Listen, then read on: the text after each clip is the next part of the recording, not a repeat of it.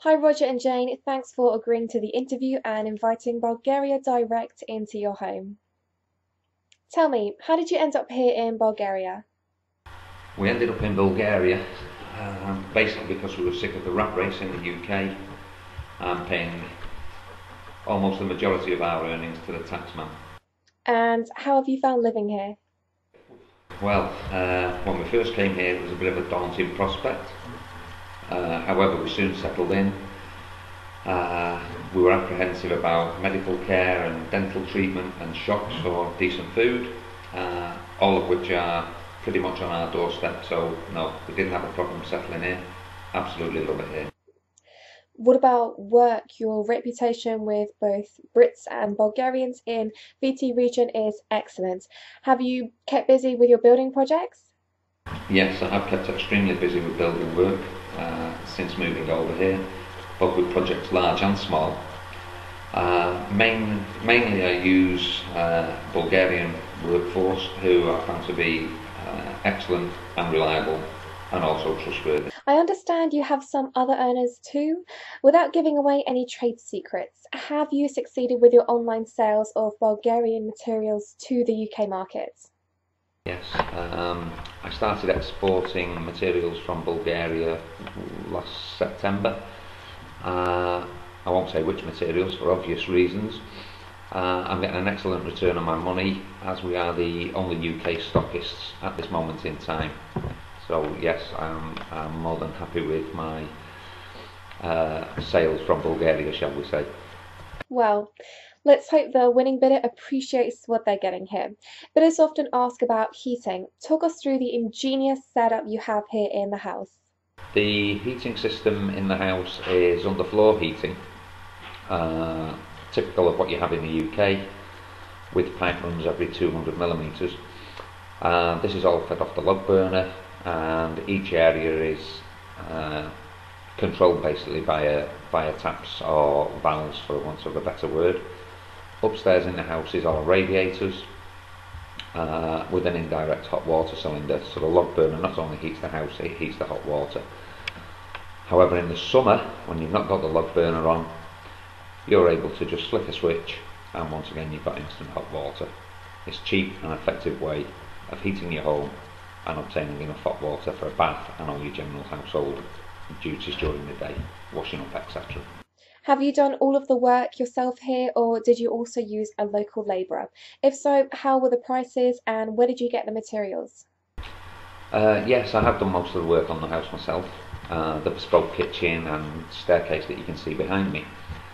However, there were some works that required local labour force. Or I did some of the outside rendering and all the stone floors to the ground floor of the house, for which I employed local labour. Prices, well, once again, as I said earlier, they're about a third of the cost of the UK. And I can't fault the workforce. I used local labour from within the village to try and keep money within the village because it's good for their economy. What about utilities, phone, and internet? How are you keeping in touch with family and friends in the UK?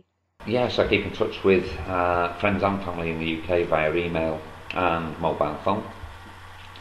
My mobile phone bills for a month here are approximately 25 lev. Internet equally the same, about 25 lev. We're not on a dongle here. We have a receiver from a transmitter on the top of the mayor's office.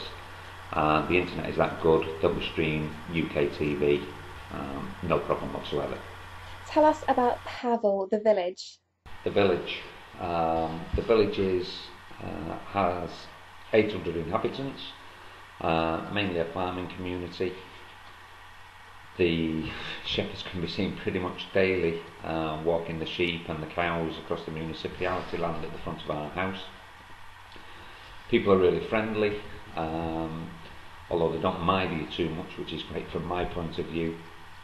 Occasionally they'll bring boxes of fruit and vegetables that they've grown from their garden.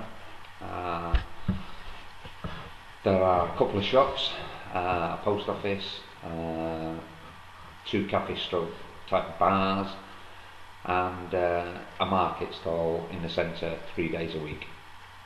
So it's safe to say the village has more or less all you need. What about for your big shopping though? Where do you do that? Shopping. Well, when we first moved to Bulgaria, we used to go to Veliko Trnovo, basically because it was the only place that we knew that was a major city that sold everything we'd require. Now obviously we've settled in, we use our local shopping area, which is Polski Trambesh. They have a huge fruit and veg market, fresh fruit and veg, which is on Wednesday. They have all the necessary shops, excellent butchers, and there are 4 or 5 shops similar to a local Spar that you'd have in the UK, selling everything from bread, milk, flour, tea bags, etc. Spistoff, which is approximately 30 kilometres away, has excellent shopping facilities. That's where we go when we do our main shop, which we tend to do once every 3 weeks, something like that. There's also excellent restaurants there. There's everything you could need, pretty much similar to a reasonable sized town in the UK, from ladies' boutiques to menswear. Internet can be paid there, the telephone can be paid there. So yeah, all in all, Spistoff, excellent town. A lot of people watching this auction will be asking, why are you selling after putting so much effort and expense into the property? Why are we selling? Unfortunately, uh, my father's 85-year-old this year, and he's in ill health.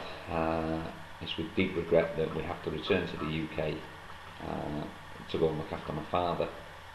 This was meant to be our forever home, which is why we've put so much effort into it.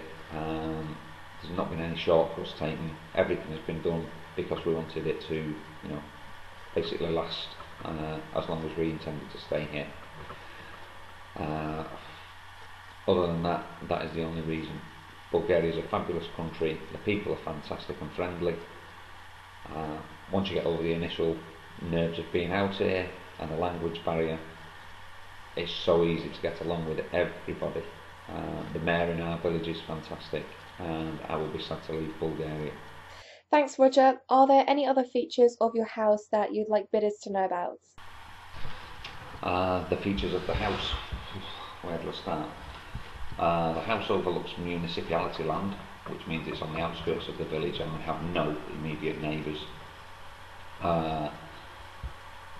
Out of the kitchen window and one of the bedroom windows, there are unspoilt views right across this land up to the horizon.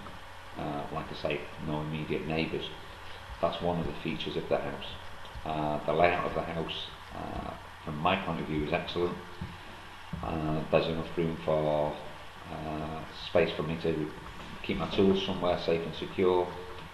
We have a large log store, there's a carport, there's an additional area attached to the house which is ideal for guest accommodation, although we haven't used it for guests at this moment. It is there, and as the photographs show, it has electric and heating in there. Other features of the house.